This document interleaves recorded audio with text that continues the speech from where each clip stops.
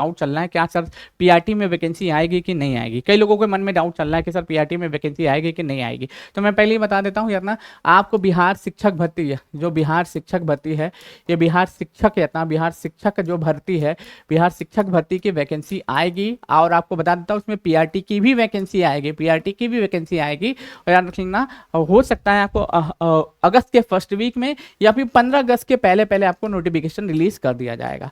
और जहां तक रही बात एग्जामिनेशन की, ये 22 से 27 सितंबर अब होता हुआ दिखाई नहीं दे रहा है, होता हुआ दिखाई नहीं दे रहा है, लेकिन आप इसी को मान के तैयारी करिएगा।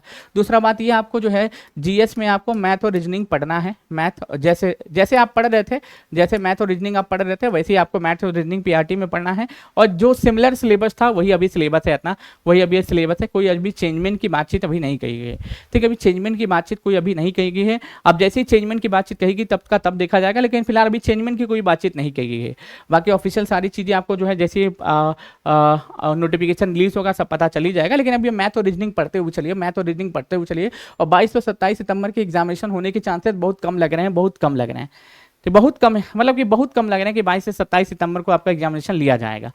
लेकिन एक चीज आपको बता देते हैं ध्यान से, आप 22 से 27 सितंबर मान के ही पढ़ाई करिएगा, 22 से 27 सितंबर ही मान के पढ़ाई करिएगा।